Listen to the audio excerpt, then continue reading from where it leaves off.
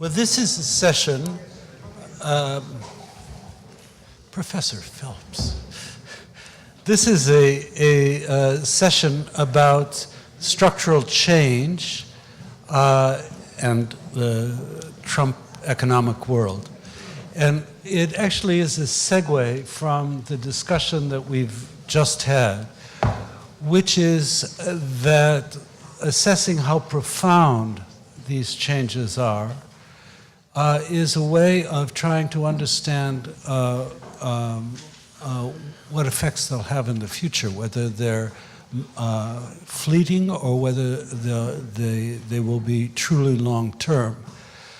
In open systems theory, to which Roman just alluded, the idea is not necessarily that you can predict what future changes will be, but that a profound kind of shock or disorientation of the system will have a longer and in that sense more lasting effect than something that's superficial in its character.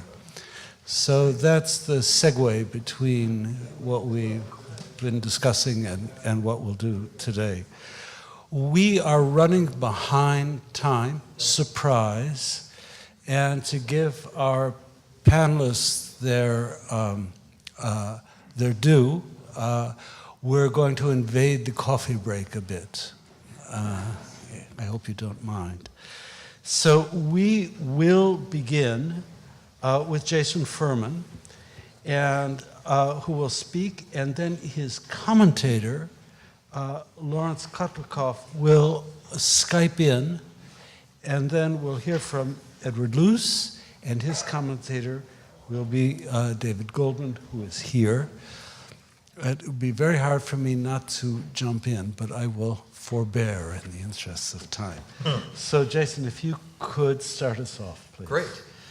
So I'm here just to focus on one particular structural reform, which has what was originally called the Tax Cut and Jobs Act that was signed into law in December 2017.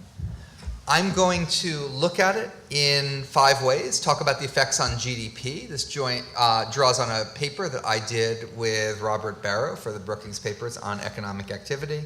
Then I'm going to go beyond that paper to talk a little bit about national income, welfare.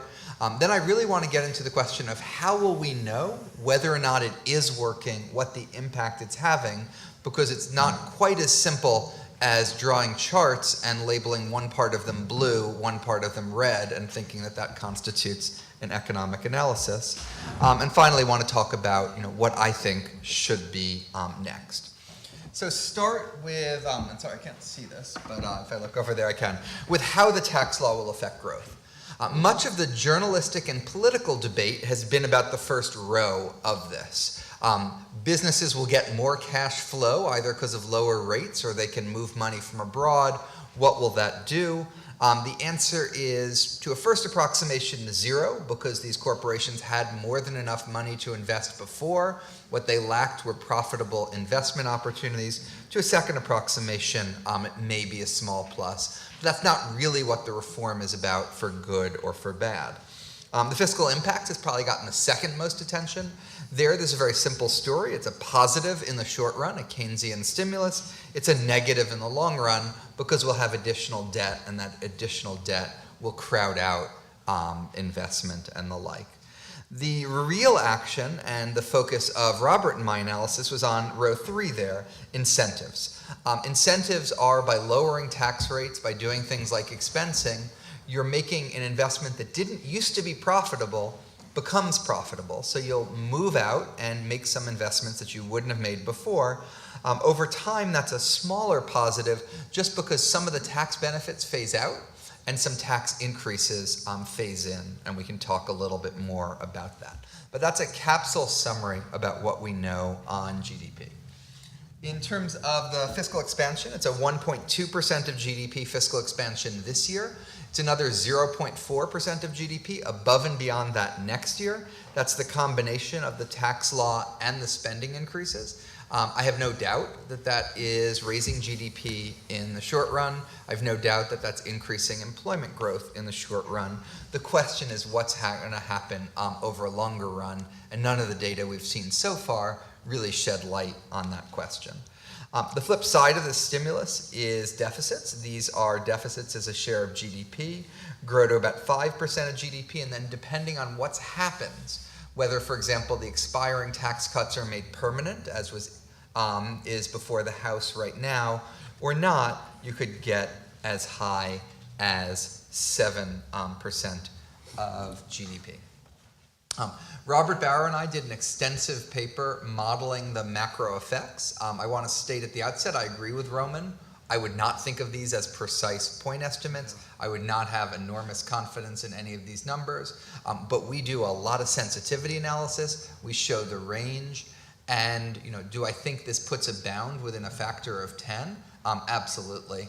And you can multiply or divide all of my numbers by 10, and it's not really going to fundamentally change the story very much. So here's how we model it. I won't really talk about what any of this is. The one I will highlight here is we make a very favorable assumption, which is that there's an infinitely elastic supply of capital, which is to say the US interest rate does not rise even though we're investing more and borrowing more. There's a huge flow of capital into the United States to pay for all of the new investment because we're certainly not paying for the new investment because we're saving less. That's a rather extreme assumption. I think at one end of the spectrum, it makes the results larger than they otherwise would have been. It turns out, what we do is disaggregate the economy, and what's going on for user costs of capital, which is a standard way of analyzing the incentives to invest more, is a little bit subtle and different from what you might have thought. The user cost for equipment goes down, but it only goes down a little bit. And actually, it's higher than what it was in 2017 when we had bonus depreciation. The tax code was more favorable to business investment in 2017 than it is in 2022. Not to business investment, to equipment investment in 2017 than 2022. There's a big boost to structures, and then something that's actually gotten less attention than it should. There's actually a very big tax increase on R&D. Part of this is a byproduct of the design of the law. You can expense R&D. Tax rates are lowered overall. That reduces the value of your interest deduction for R&D. Part of that's on purpose because starting in 3 years, you're no longer going to be able to expense your R&D. You'll have to depreciate it over 5 years. So there's deliberately a less favorable tax treatment of R&D than we have now.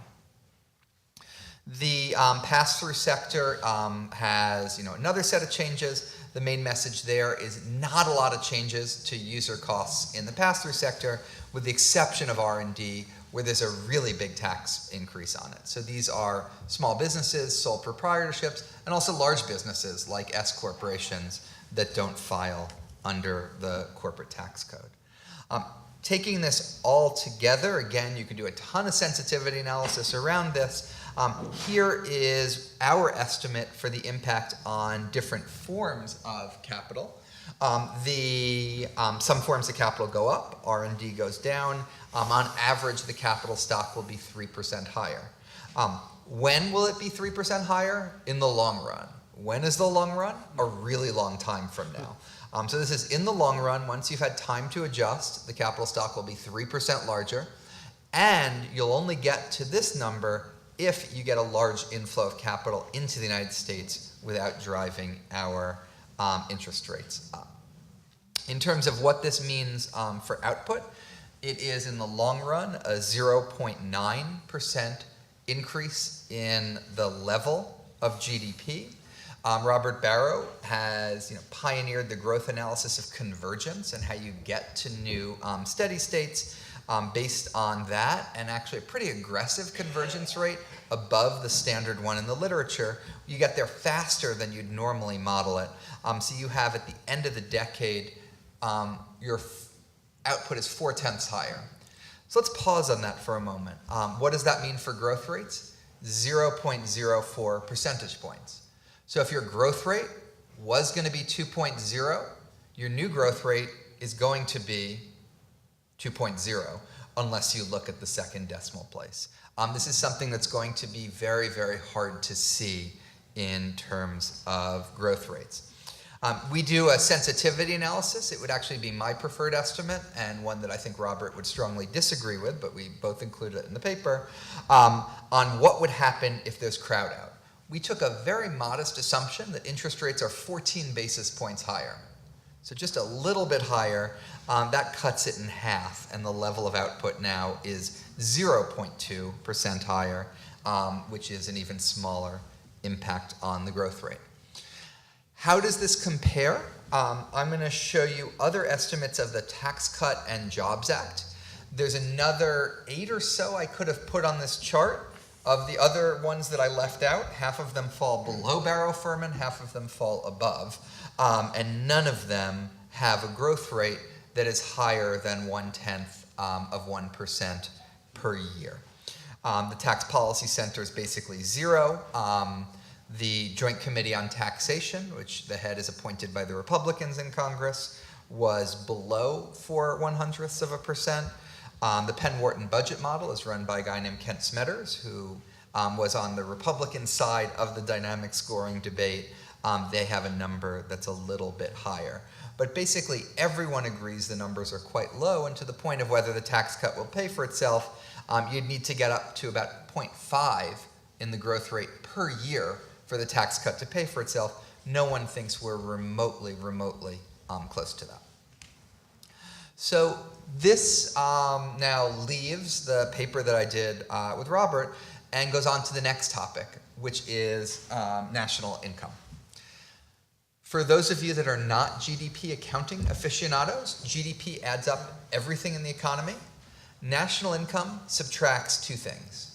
One, it subtracts the payments we make to foreigners on the grounds that they're not really a benefit to us. So if you just get rich because you borrow a lot and then you have to repay all of that, you're not quite as rich as you thought you were. The second thing it subtracts is the amount of the capital stock that depreciates, because that's not like a particularly fun thing for anyone. It's just something you need to replace. So national income is actually closer to a welfare measure, closer to what we actually care about in the economy than GDP. And what's important is that that just gives the definition I just gave you. What's important is that national income is not going to go up as much as GDP does. Why? Because we have a larger capital stock, so we have more depreciation. We have a lot more borrowing, so even if our GDP is higher, we're going to need to use more of that GDP not to have fun ourselves, but to repay foreigners, and the deficits also reduce it. I'm not going to spend very much time on this. I don't have a precise estimate of national income, but under one assumption, instead of being up 0.4, it goes up 0.1. Under another assumption, instead of going up 0.2, it goes down by 0.1. It's very easy to get the result that the increase in GDP isn't even large enough to finance the extra repayments you're going to have to make to foreigners, plus replacing the capital stock. National income, by the way, used to be the standard thing that was done in dynamic analysis by researchers, if you look in the top journals, by the Treasury, JCT. Unfortunately, people have moved back to doing GDP. I think they should really do this. There was one letter by CBO after the tax vote that endorsed a conclusion like this, that once you looked at repayments to foreigners, there wasn't any extra income for the country. National income is a decent proxy of how well off people are. As economists, we'd much rather look actually at welfare. And welfare is how well off you are. It would take into account the direct benefits of the tax cuts. It would take into account the fact that higher GDP means higher wages. But it would also take into account there's a cost of repaying the debt that I was talking about. If people are working harder for the extra growth, that isn't quite as good as if the extra growth just plop down on you. And if you have to save a lot to get the extra growth, that means you're reducing consumption today. So you want to take into account you're worse off today, better off in the future. On net, you may be better off, but not by quite as much as just looking at your future income. This is an analysis I've done before called dynamic distributional analysis. It gets pretty tricky in a lot of respects, but for the most part, you can just look at a standard static distribution table, get something close to this, and you'll discover for the majority of people, the law would actually leave them worse off once you take into account all of these issues. Okay. Now I want to go to how will we know? You know, we got a good Q2 GDP number. Does that prove that the tax cuts worked? Let's say we get a bad number in Q whatever of some future year. Does that prove the tax cuts failed? No. That's idiotic reasoning. It's just crazy to look at any given data point and say that tells you something about what you want, because there's an enormous amount of noise in the economy. Just to look at what's happened to forecasts, forecasts for GDP growth in 2018 have moved up markedly. This reflects a lot of factors. One of them is the tax cut. So the professional consensus is that because of the tax cut, you're going to have faster GDP growth in 2018. Part of why it's moved up is an improvement in the global outlook. This compares what the IMF was forecasting before the US election to their most recent forecast for GDP growth, the most recent estimate for GDP growth in 2017. You see the United States moved up, other countries moved up even more. And so there's been a general global updraft over the last 2 years that I would argue has more carried the United States than been carried by the United States. But the most important thing is the goal of the policy was not, the legitimate goal of the policy was not just to goose the economy in 2018, it was to increase growth over a longer term. And so what do the professionals think about that? This next is all the forecasts I'm aware of long-run GDP growth. And it takes forecasts that for the most part were done before the election or maybe just right after it, and compares them to ones that were done after the tax bill was completed.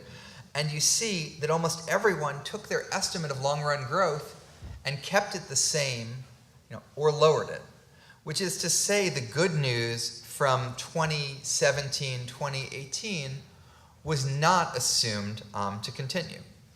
Why is that? It's because a lot of that good news was consistent with a Keynesian expansion, which is always temporary. You're goosing demand. It helps you in the short run, not the long run. The estimates showed the long run impacts were basically nil. And if you look at where the growth was coming from, it was largely coming from a falling unemployment rate and rising employment more broadly. That's a temporary phenomenon. You can't keep lowering the unemployment rate forever. To generate sustained growth, it needs to come from productivity growth, and there's not really much sign of that. The variable I would pay the most attention to is wages. The blue line is nominal wages. They've drifted up their growth rate a tiny bit, but the consumer price index has also gone up. Partly that's one-off effects of rising oil. Even taking that away, real wages based on the underlying inflation rate do not appear to have increased. Something CEA did recently that Charlie Calamiris talked about this morning showed higher real wage growth now. It also showed higher in the past, and it showed that was slowing. If you look at investment, there's a lot of different indicators. Generally, they were trending up before the tax cut passed. Generally, they have continued to trend up, but not very consistently. And the measures I have here are the standard set of forward-looking indicators you would have. So not the actual investment that's happened, but what plans are for the future. So you look at like ISM manufacturing, plans have actually gone down since the tax cut passed. If you look at actual investment, there you see a very positive story. You see it on the left-hand side for overall investment. That's distorted by oil. When oil prices are falling, it drags investment down in that sector. When oil prices are rising, it makes it go up. I like to look at business fixed investment excluding the oil and gas sector. That's what you see on the right. No pickup in 2017, but you do see a pickup in 2018. I want to talk, though, about an existential issue, which is what this huge uncertainty in the economy. Investment varies enormously for tons of reasons. How can you tell if it's due to the tax cut or not? This next graph shows the underlying uncertainty about investment in the economy. If the tax cut worked, it would push us to the right a little bit, and we'd be at basically the 55th percentile of the uncertainty we've seen historically. In other words, if you got the actual investment data from someone and you tried to figure out whether the tax cut worked or not, that's a little bit like someone has a coin. The coin might be fair, 50-50. It might be weighted 55-45. You get one toss, and based on that one toss of the coin, you have to decide between those two hypotheses. There's just so much noise in the world that trying to extract a policy like this is basically impossible. Want to end briefly with what's next. There's a huge amount of legislative instability. A lot of the pieces of the tax cut will be expiring in different years, as well as the underlying tax code. There's a lot of economic instability, which is that our fiscal course is unsustainable. There's a lot of political instability, and that there's a lack of bipartisan buy-in for this. I think we need tax reform more than ever, and there's three broad approaches to it. One is we could repeal the law, go back to what we had in the law in 2016. I don't think that would be a great idea. The other is we could just take everything in this law that's expiring and make it permanent. I don't think that's a very great idea either. The final is we could do a more fundamental tax reform. If you want to appeal to people that don't like the law, you can call it repeal and replace. If you do want to appeal to Glenn Hubbard, you can call it tax reform. It actually has a lot in common with what he put up in his slide for tax reform. I think the next tax reform should center,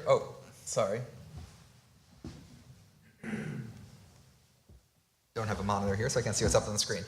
Should center around stability, everything being permanent, efficiency. There's a lot of ways to get that, but I think it's going to be more about improving the tax base rather than worrying about tax rates. So having a tax base that allows you to raise rates and get more revenue, but still preserve efficiency. Simplicity shouldn't be about the number of lines on the tax form. It's about not having to fill out a tax form at all, which you don't have to in a lot of other countries, and helping working and the middle class. My version of this would be to take the expensing provisions that expire and make them permanent. That's a very effective way to encourage business investment. To eliminate the deductibility of interest, which gets at an issue Rana talked about this morning in terms of encouragement for over-leveraging in the economy. Once you do that, you can raise the tax rate to 28%, collect more revenue, and do it while actually lowering the user cost of capital and having more incentives to invest, especially for R&D. If you look at this, skipping to my last slide, using Robert and my model in our paper, we showed that this would add 6% to the level of long-run output. Moreover, it would do this while reducing the deficit, reducing interest rates, and crowding in capital. So I think that would be a much better way forward to figure out what we can do for the next reform rather than just taking all of the problematic elements of this one and making them permanent. Thank you. Thank you.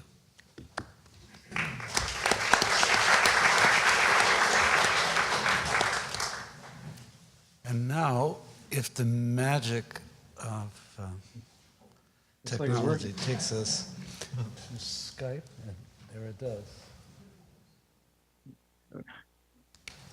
We have Mr. Kotlikoff on Skype, but we don't hear it. Should I start talking? Yes, perfect. Okay, great to be with you. I'm sorry I can't be there in person. I think Jason and Robert's analysis is interesting. I'll try and study it in more detail. Let me just say that these projections that are being produced by them and by me and by others of what's going to happen associated with the tax reform very much depend on how you model things and what you assume. I took it from from Jason's remarks that they're assuming that everybody was expecting bonus depreciation to continue under the old law, and that the reform just swapped out bonus, some other, accelerated, expensing for bonus depreciation. But if you, and that also that they're assuming, and this is critical, that the law will not be extended beyond the phase-out period, that it won't be just made permanent, which I think most politicians would say is basically the idea, not to do something temporary. They only did it temporarily in order to get through this budget window of 10 years. It was a gimmick. So if you look at the calculations that Jack Mintz, he's a Canadian economist, has been working on marginal effective tax rates calculations for probably 30 years now, wrote a book on this with Mervyn King, the former head of the Bank of England, very well respected. His numbers suggest that the marginal effective tax rate on corporate investment in the U.S. has dropped because of the tax bill, from 34.6% down to 21%. That's an enormous reduction. We would expect a major response in terms of investment coming into the U.S. or staying in the U.S. The way to simulate this policy is not to do it in piecemeal fashion or back-of-the-envelope calculations, or to do it under the assumption that the economy's a small open economy, which it's not, or a large closed economy, which it's not. And for example, the work that Ken Smetters, my buddy, did with the TPC, the Tax Policy Center, was to make the two assumptions and then average the results. I think that's kind of averaging wrong numbers.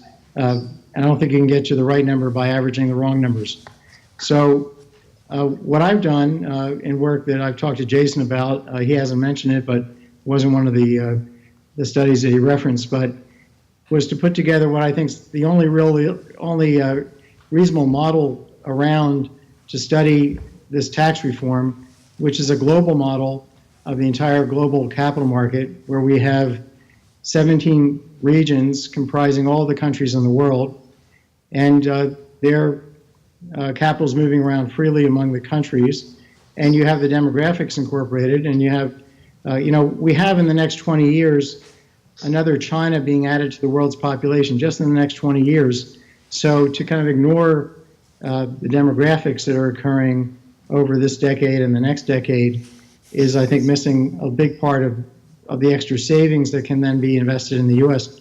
But anyway, if you run our simulation model, if you go to Kotlikoff.net, there's a couple of papers. One's about the unified framework, simulating that. We also simulated the Better Way tax reform, the original tax reform proposal. The TCJA reform simulation would be essentially identical to what we're finding in the unified framework study, so you could look at that. But what we're finding is that you get over the decade about a 12 to 15% increase in the capital stock. You get output going up by about 5%. So look at the end of the decade, output should be about 5% higher. Real wages should be about 4% higher than they are now. And so that's something. It's not what I would say something to write lots of letters home about, but it's not zero. We haven't seen much real wage growth in years. I don't think we're seeing much real wage growth yet. But it will take a few years to have this work. We're talking about a bread and butter neoclassical model that does not ignore the rest of the world, that incorporates the demographics, that incorporates catch-up productivity growth that's occurring in different regions. And so I think that's the first point, that you have to do this in a really pretty complicated, detailed model. I think the envelope calculations aren't as useful to getting the right answer. And I'm also concerned that a lot of what Jason's saying is predicated on assumptions about how much the marginal effective tax rate dropped, and the different credible economists who are not politically oriented, and I'm certainly not politically oriented myself towards either party. The credible economists have very different views about how much the marginal effective tax rates have declined, and some are even more on the side of Jason in that respect. Jane Gravel has very different views than, for example, Jack Mintz. But I think Jack's numbers are the most comprehensive. They include state and local marginal effective taxation. So that's why I've been using those. As for progressivity issues, I just did a study with Alan Auerbach. It's on Kotlikoff.net. It's called Winners and Losers, the TC, from the tax reform. You can take a look at it. It appears to us that if you measure progressivity properly, which is in terms of remaining lifetime net tax rates, not categorize people by their current income, but by their lifetime remaining resources, not look at their current taxes, but look at their remaining lifetime taxes, because this tax reform is going to impact people over the rest of their lives. If you do the analysis the way economic theory says to do it, you find that there's pretty much across the board for all resource levels about a 1.5% cut in remaining lifetime tax rates. The share of spending by the top 1% remaining lifetime spending hasn't gone up under the tax reform according to our analysis. It stayed essentially unchanged. So it looks like this was a reform that will be as progressive as the current system. It looks like this is a reform that's going to gun the economy to a small extent or modest extent, but not to a small an extent as Jason portrayed. And it's so it's not the right.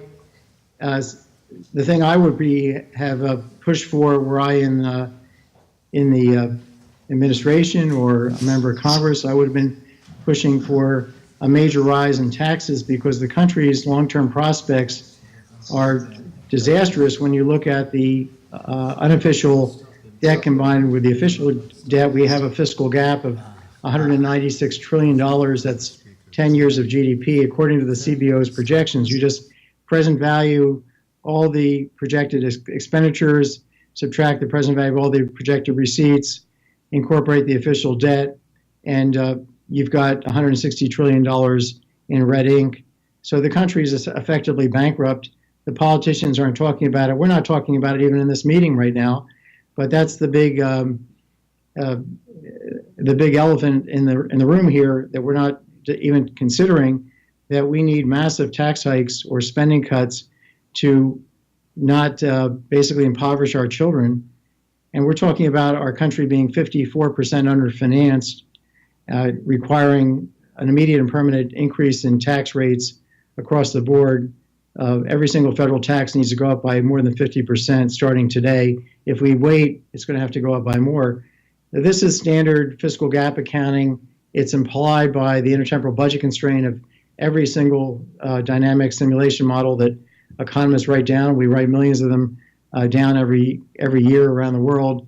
So if we look at this the way economics says to do it, if we model things appropriately, we're going to see, ignoring this big overhang of implicit and explicit debt, we're going to see an expansion of the economy, a modest one, but a significant one.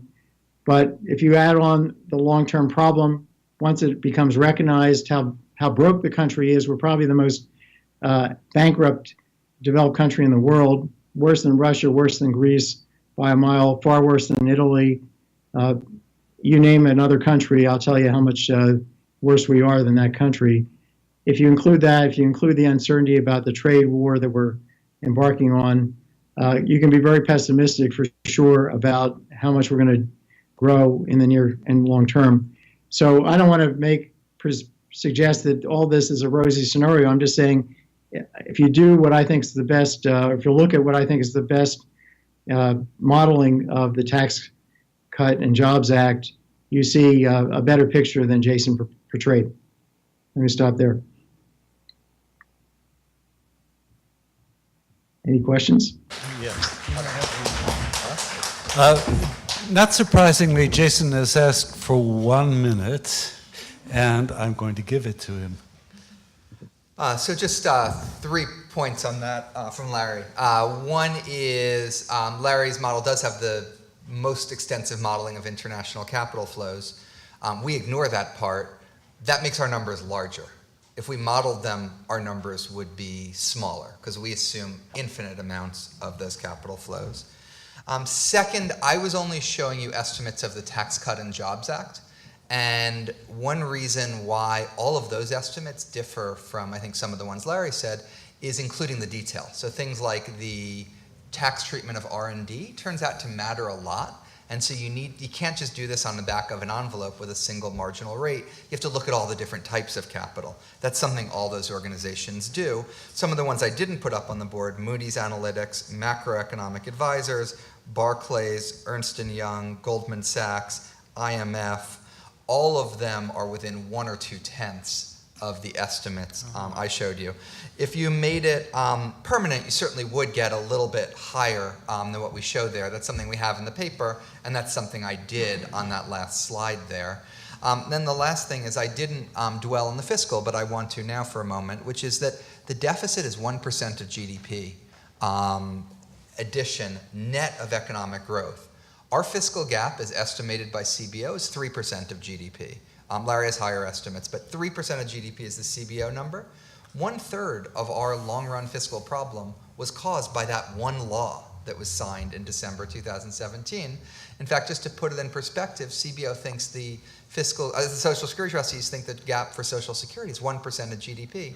So if you thought Social Security was a fiscal problem, this law is the exact same magnitude as it. In fact, it's 3 times the magnitude of the shortfall in Medicare hospital insurance. So it's a very non-trivial part of our long-run fiscal problems. In fact, this plus the previous tax cuts have basically been what's created that gap. Okay, thank you. Any chance I can respond?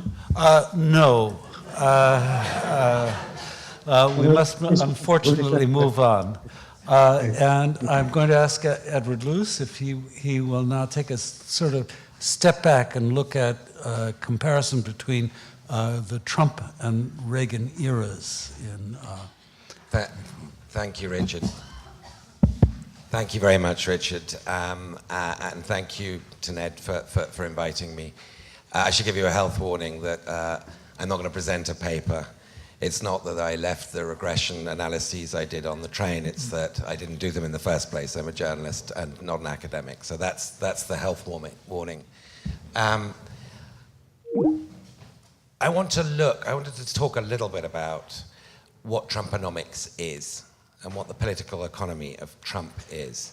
As I say, I'm grateful for this chance to sort of widen my journalistic aperture, because those of us in DC are so caught up today and yesterday afternoon being very good examples with the urgency of the minute-to-minute politics there, that this chance to widen my aperture and look at what Trumponomics is from the point of view of the past and the future is a very useful exercise. And I thought really the best comparator to choose was Reaganomics. So I'm going to ask whether Trumponomics is going to prove as durable structurally in terms of its impact on the American economy as Trumponomics. I don't believe that's ultimately answerable, but I think I can point you in a pretty clear direction. And let me just give you 3 very quick data points from last week, literally from the last 5 days. The first is Trump's speech in Montana, a midterm campaign speech last week, in which he revived a very strong campaigning line he had in 2016, both for the primaries and for the general election, about he being the defender of entitlements, of Medicare and Social Security. We haven't heard that much about that since he was inaugurated, but it was a very strong piece of his campaign, both in the primaries, that I am the defender of entitlements. It differentiated him very clearly from the remaining platform of, let's say, Reagan Republicans. And then, of course, in the general election, it helped at least neutralize that difference with Hillary Clinton.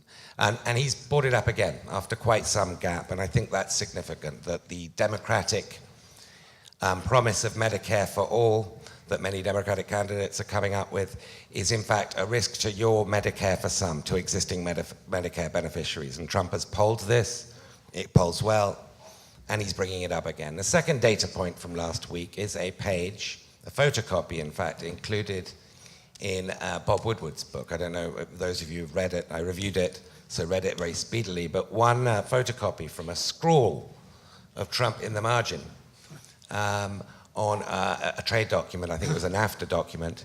He wrote, "Trade is bad." He didn't write trade deficits are bad. He just wrote trade is bad. So there's that data point too. And the third data point from the last week is that the polls are increasingly showing not just a probable Democratic victory of the House, part of the midterm elections on November the 6th, but something approaching a blue wave, more like 30, 40 seat shift. And it's interesting that that is solidifying. Generally speaking, the polls on Labor Day become more so historically between Labor Day and polling day.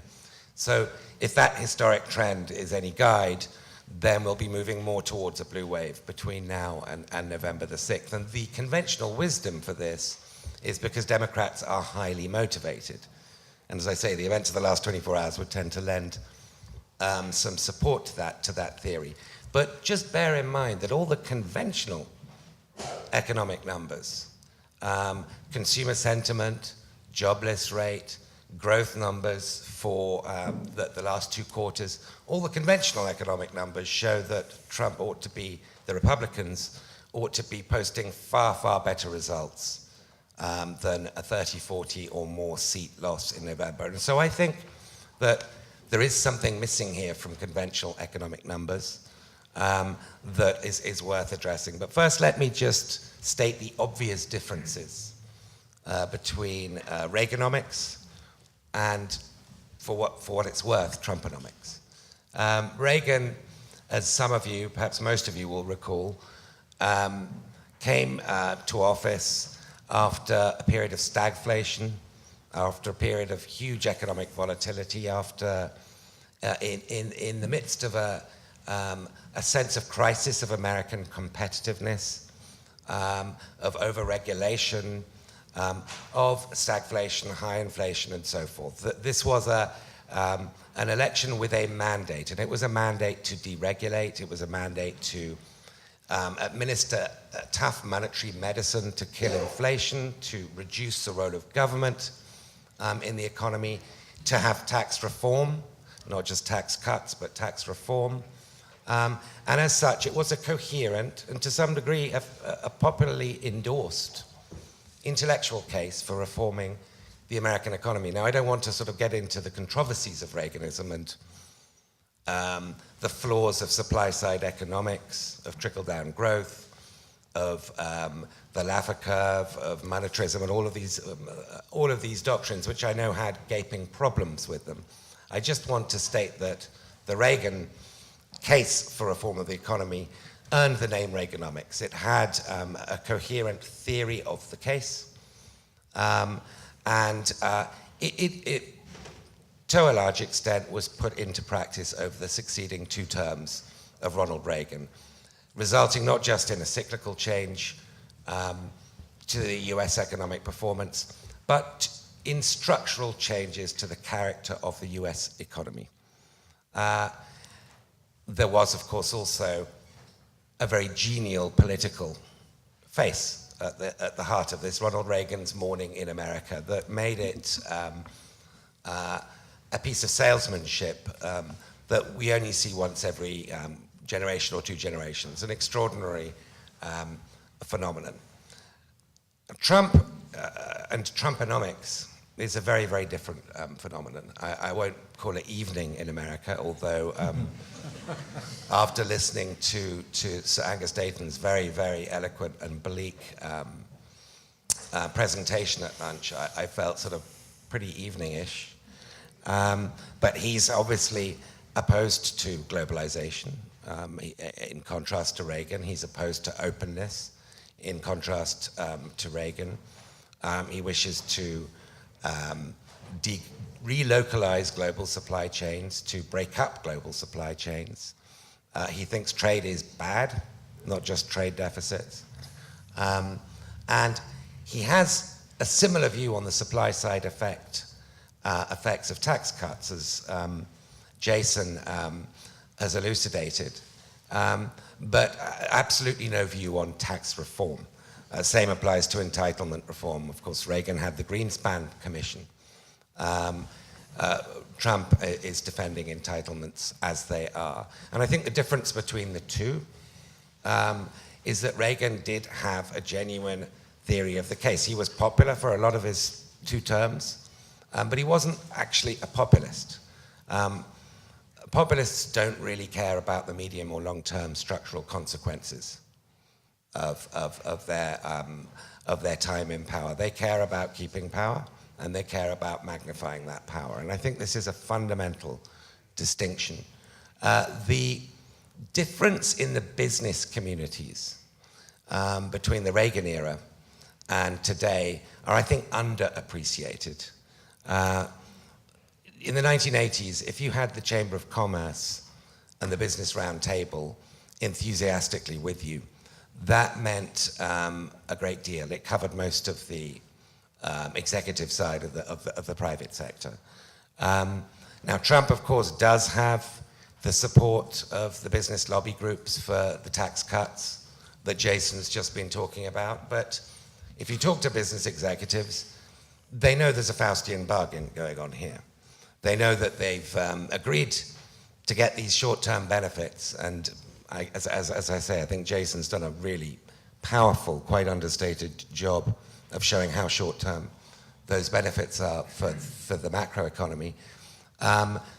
That in exchange for those tax cuts, they are basically biting their lip and not screaming from the rooftops about the dangers of what Trump is doing to immigration, what Trump is doing in terms of this trade war that we're in the early stages of, and what Trump is doing to close the openness of the American economy. And that Faustian bargain, as I say, is something I think more and more business people are aware they might well end up being on the losing side of.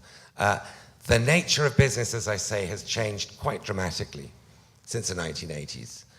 In the last decade, we've seen every single year the amount of equity released into the market has been greatly exceeded by the equity withdrawn from the public markets. There's this ugly phrase, de-equitization.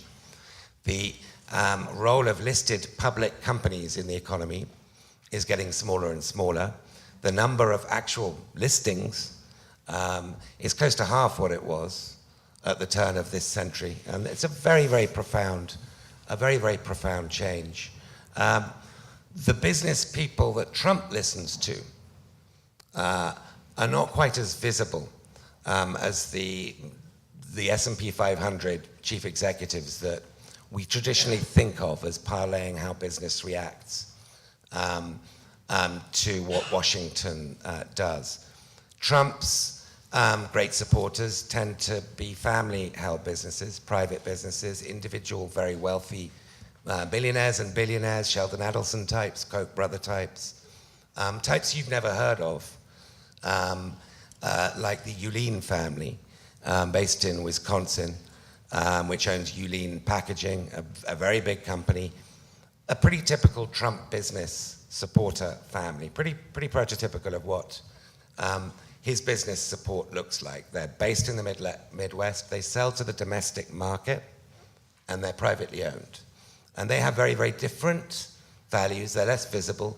They have very, very different values to the C-suite of publicly listed companies, national and multinational companies.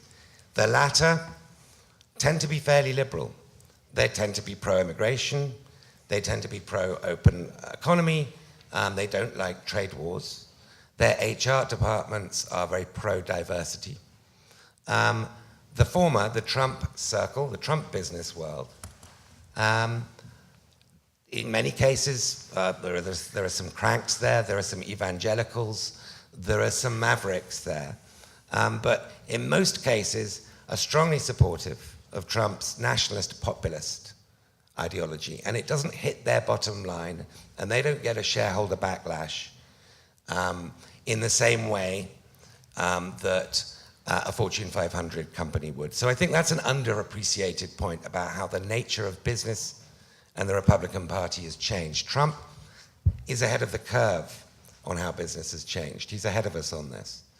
And that's worth stating very, very strongly. The fortunes of the electorate, as I say, Angus Dayton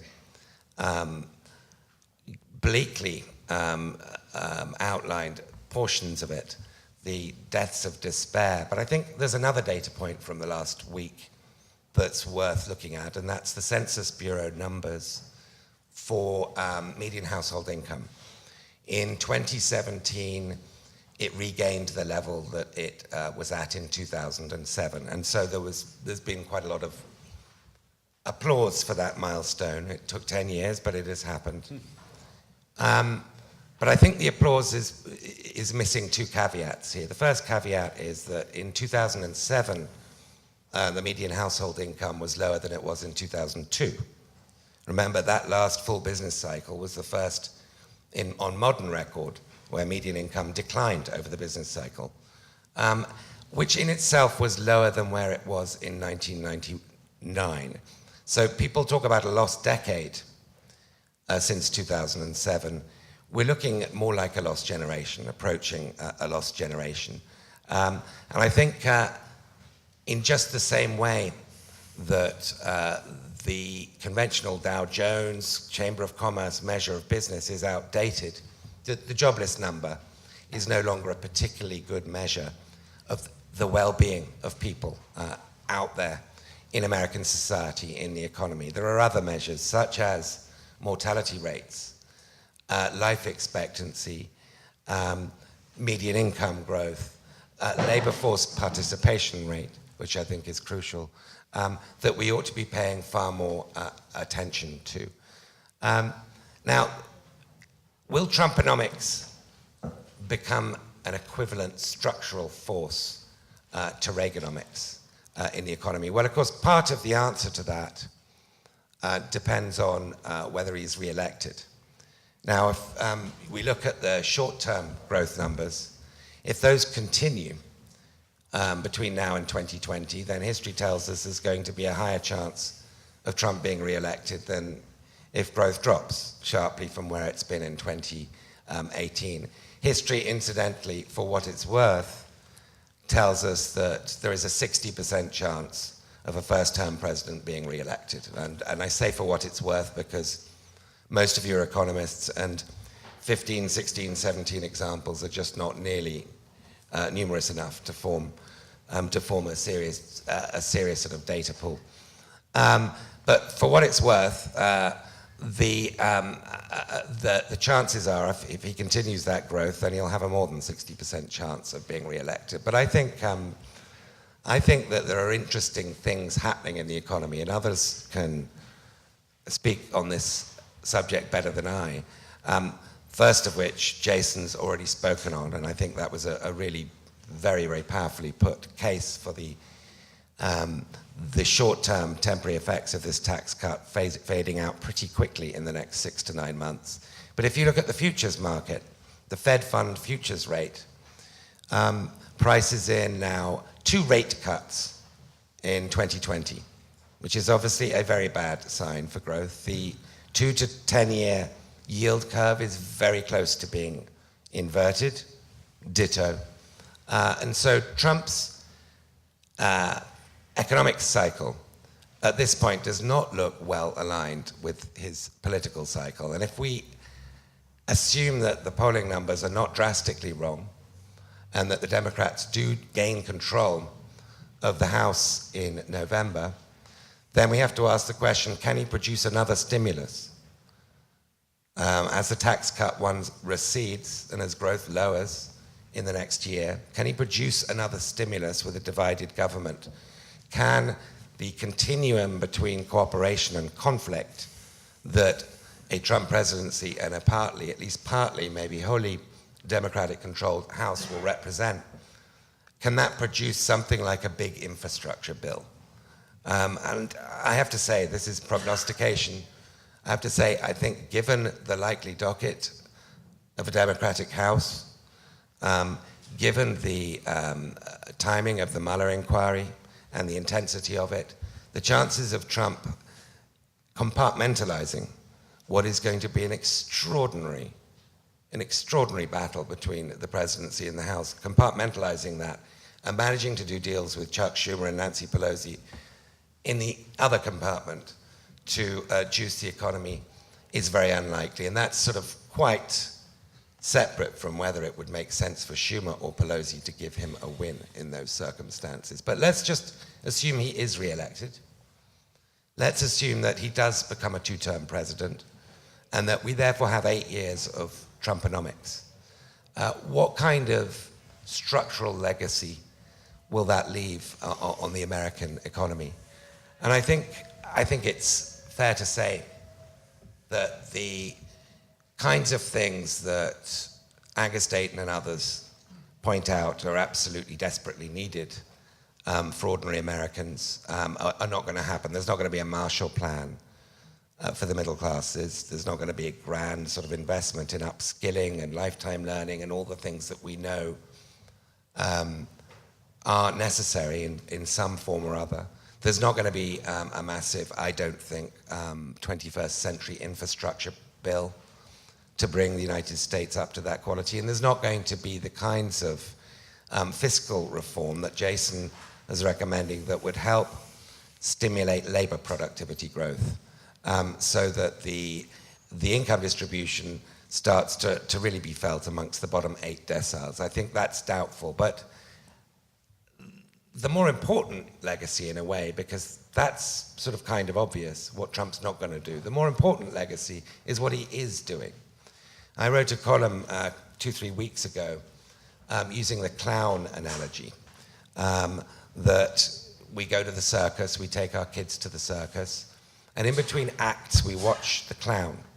The clown entertains us, and we're riveted, we laugh, we cry along with the clown. And the clown is there in order to divert your attention from the scenery changes that are going on in the background between, you know, the elephants are being removed and the trapeze artists are being set up. And we just keep riveted on the clown. Well, what's happening behind the scenes as we are riveted on Trump's tweets, particularly people in my profession, is, I think, what Steve Bannon called the deconstruction of the administrative state. If you look at what's happening to the IRS in terms of its capacity to collect revenues, if you look at what's happening at the Department for Education under Betsy DeVos, Ditzy DeVos, as Trump calls her. If you look at the fact that for-profit colleges, places like Trump University, have won their lobbying battle with the Department of Education. Look at the Department of Labor, the regulatory changes on overtime and minimum pay and so forth. What we are seeing is an extraordinary deconstruction of the administrative state. And this is only 20 months in. So 4 years of this, 8 years of this, the capacity of the federal government is, I think, going to be severely, severely impaired. What else does the clown do, though? The clown doesn't just divert attention from the scenery changes in the background. The clown also diverts attention by picking people from the audience, usually adults, to laugh at, to make jokes with, to mock, to get the other audience members laughing at somebody. They usually invite them down. And I think that the more that the economic agenda of Trump is stymied by the withdrawal of the growth effect of the tax cuts, and the more that the economic side of the forgotten American is unaddressed, the more the temptation is going to be to double down on the demographically divisive politics that gets Trump voters out at the polls. That is my deep concern. Whether you agree with Reaganomics or not, and I think you can make the case that, I'm not going to make it today, that to some extent Trump is the consequence of Reaganomics, and I don't want to make that case today, but whether you agree with Reaganomics or not, it was a permanent structural shift in the nature of the American economy, and proof of that is who followed him. I don't mean George Bush Sr., I mean Clinton. Clinton didn't seek to reverse Reaganomics. He sought to curb it in areas, reform it in areas, change the fiscal redistribution, but a bit like Blair consolidated the structural reforms that Thatcher pushed through in the 1980s, Clinton did the same with Reaganomics. And I think that was, that's a test of whether something has staying power.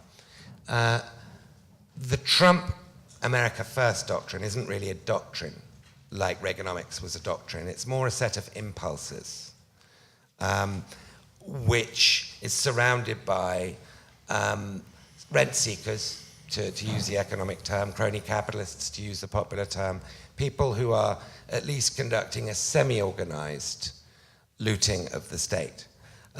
So the ultimate test, I think, of whether Trumponomics is going to leave the same kind of mark on America as Reaganomics is whether he gets re-elected in 2020. And I'm a columnist, so I'm allowed to express bias.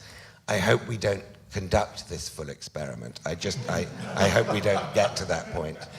At this point, I was going to show you my regression analysis, but I think I'll spare you from that and leave it there. David, you're welcome to say anything, but over to you.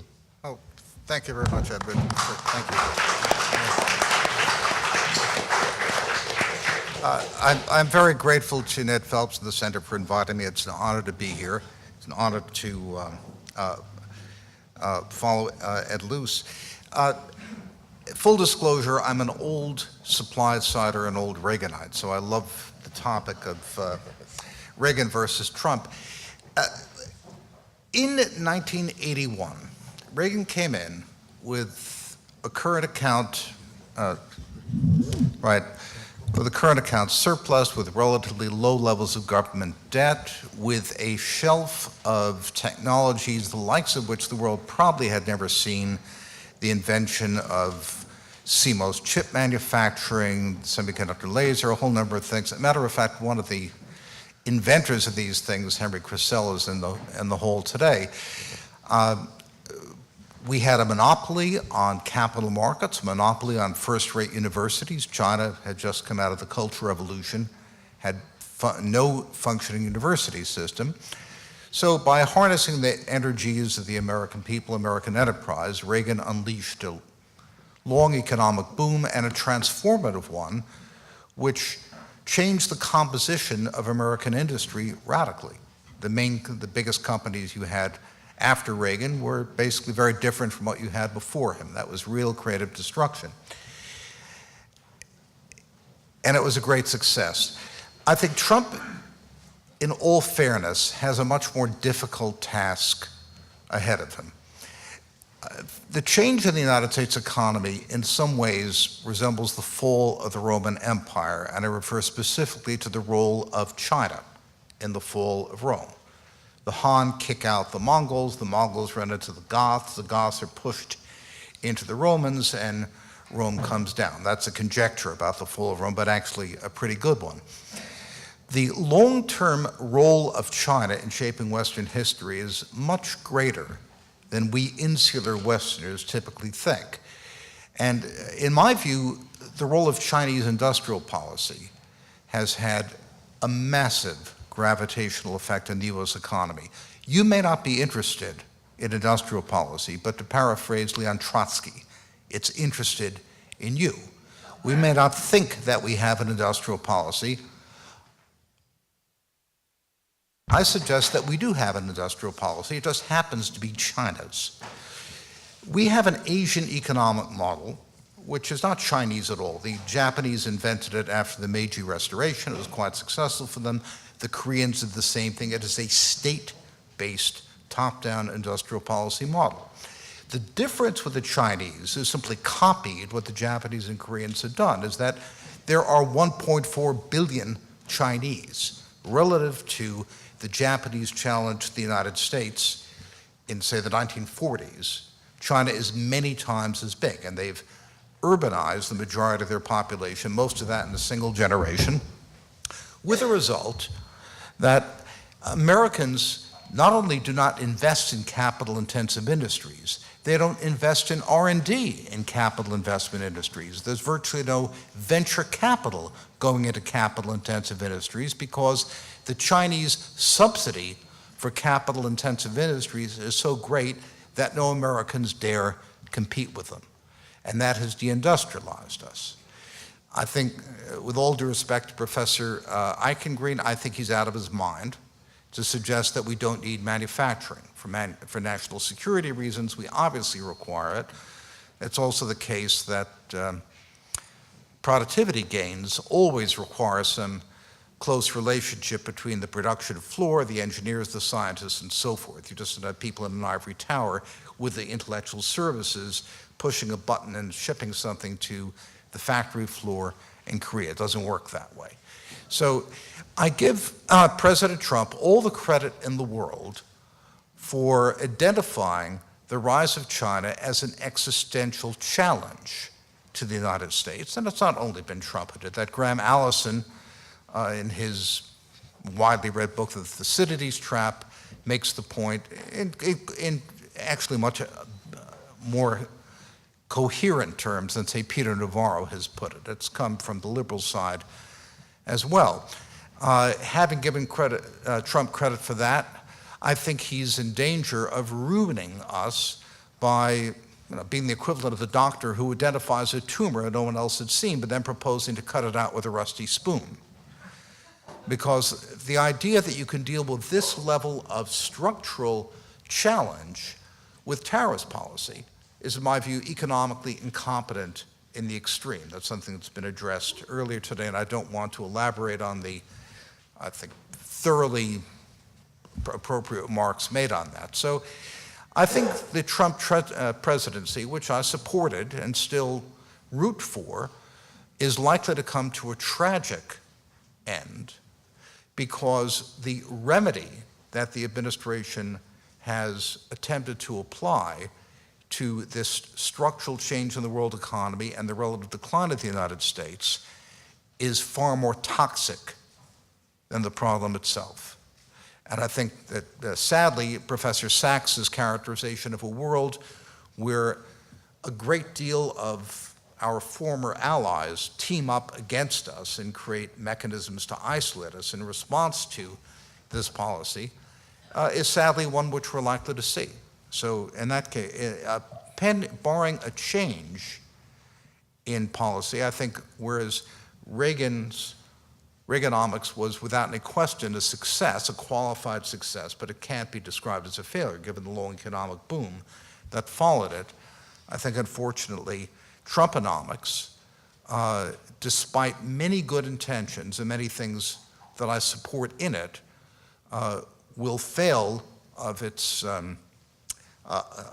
limitations, particularly in the trade policy area. So thank you very much.